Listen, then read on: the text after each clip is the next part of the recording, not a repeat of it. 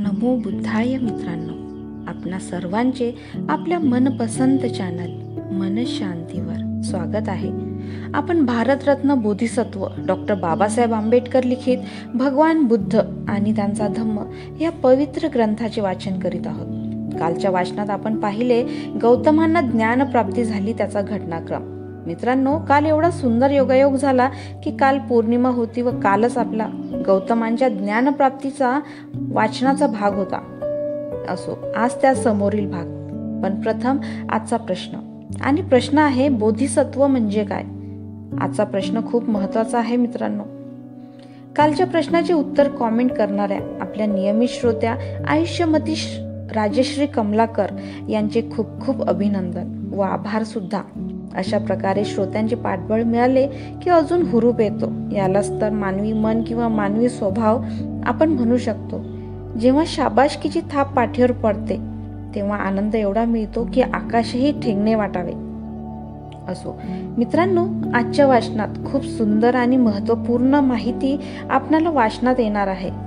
चला तर सुरू करूया आजच्या वाचनाला. उपभाग 3, नव्या धम्माचा शोध.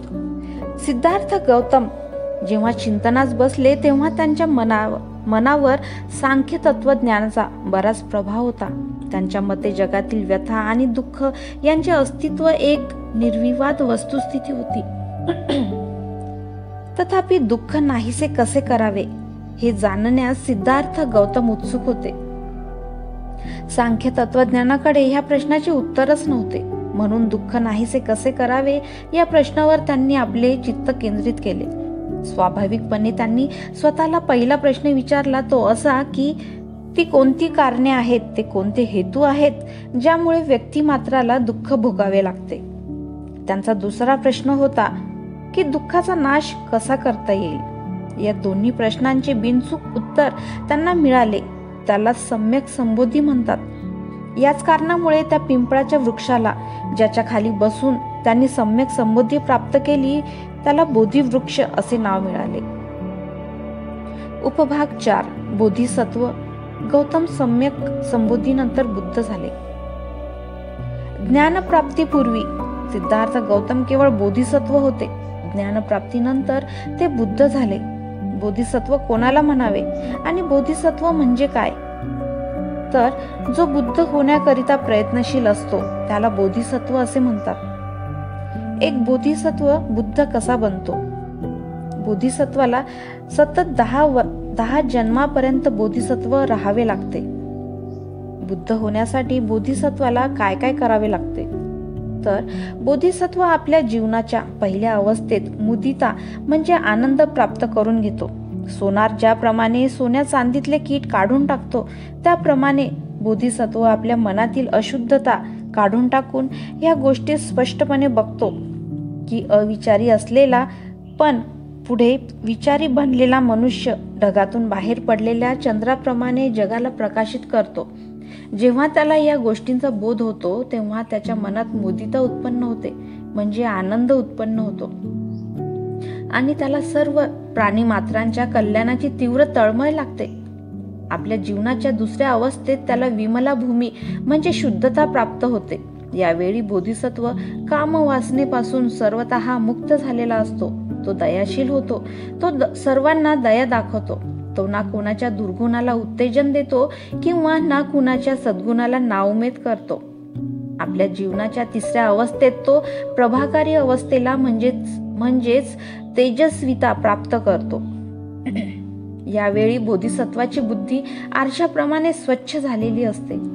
अनात्म व अनित्यता या सिद्धांतांना संपूर्णपणे समजून घेतो आणि त्यांना हृदयंगम करतो. आता त्याला फक्त सर्वोच्च ज्ञान मिळविण्याची इच्छा असते आणि त्यासाठी तो मोठ्यात मोठा त्याग करण्यास तयार असतो. जीवनाच्या चौथ्या अवस्थेत बोधिसत्व आर्चिष्मती भूमी म्हणजे अग्निप्रमाणे तळपणारी बुद्धी प्राप्त करतो. या जन्मी बोधिसत्व आपले सर्व ध्यान अष्टांगिक मार्गावर केंद्रित करतो. 4 सम्यक व्यायामांवर केंद्रित करतो. 4 प्रयत्नांवर केंद्रित करतो. त्याचप्रमाणे 4 रिधिपादांवर म्हणजेच 4 फोल्ड विल पॉवर आणि 5 प्रकारच्या शिलांवर आपले चित्त केंद्रित करतो. जीवनाच्या 5व्या अवस्थेत तो सुदूरजर्या म्हणजे जिंकण्यास कठीण अशी स्थिती प्राप्त करून घेतो. सापेक्ष आणि निरपेक्ष यांच्यातील संबंधांचे त्याला पूर्ण ज्ञान होते. जीवनाच्या 6व्या अवस्थेत तो अभिमुखी भूमी प्राप्त करतो. या अवस्थेत पदार्थाची उत्क्रांती आणि तिचे कारण व त्यांची 12 निदाने यांना पूर्ण आकलन करण्याची त्याची तयारी झालेली असते. आणि अभिमुखी नावाच्या त्या ज्ञानामुळे अविद्येने अंध झालेल्या सर्व प्राणी मात्रांविषयी त्यांच्या मनात अंतःकरणात असीम करुणा उत्पन्न होते. जीवनाच्या 7व्या अवस्थेत बोधिसत्व दुरुन्मना म्हणजे दूर जाणे ही अवस्था प्राप्त करतो.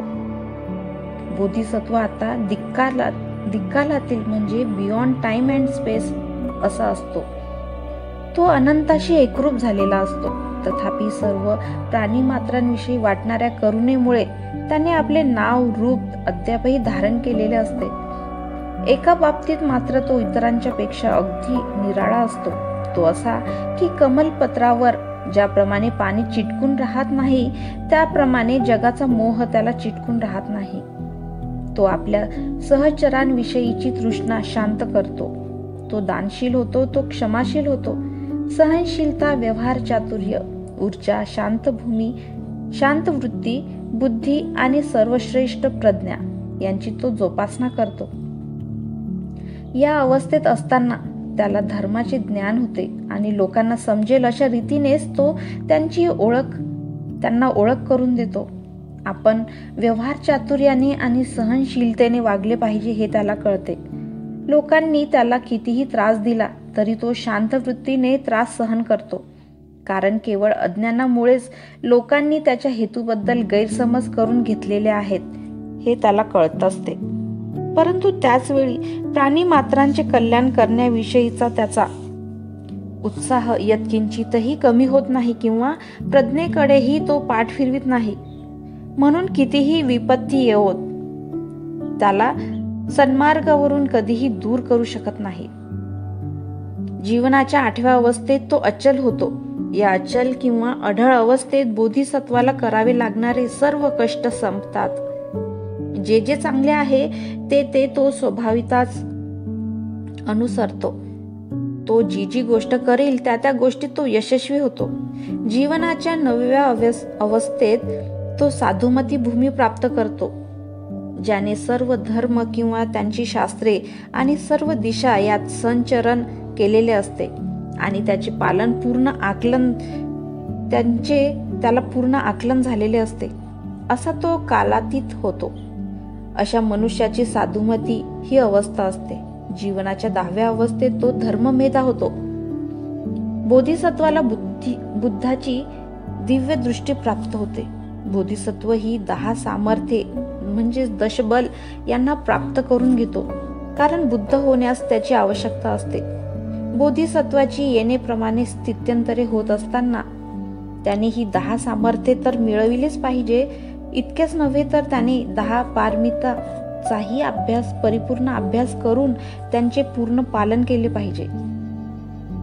जीवनाच्या एका अवस्थेमध्ये एका पारमितेची परिपूर्ती केली पाहिजे. पारमितांचा खास व्यासंग पायरीने केला पाहिजे. एका जीवनावस्थेत एकच पारमिता अभ्यासली पाहिजे. एकीचा थोडा अंश आणि दुसरीचा थोडा अंश असे मिश्रण त्यात असता कामा नये. अशा प्रकारे बोधिसत्वाची दुहेरी तयारी झाल्यानंतरच तो बुद्ध होण्यास सक्षम होतो. बुद्ध होणे हा बोधिसत्वाच्या जीवनातील कळस होय. बुद्ध होण्यासाठी बोधिसत्वाला प्रथम अशा 10 जीवनावस्थातून जाणे आवश्यकच आहे. अशा तऱ्हेची जी अट आहे तिला कोठेही तोड नाही. दुसरा कोणताही धर्म आपल्या संस्थापकाला अशा कसोटीला उतरण्याचे आव्हान देत नाही. मित्रांनो, आजचे वाचन आज आपण इथेच थांबवूया. धन्यवाद. तेरा मंगल तेरा मंगल तेरा मंगल होय रे सबका मंगल सबका सबका मंगल हो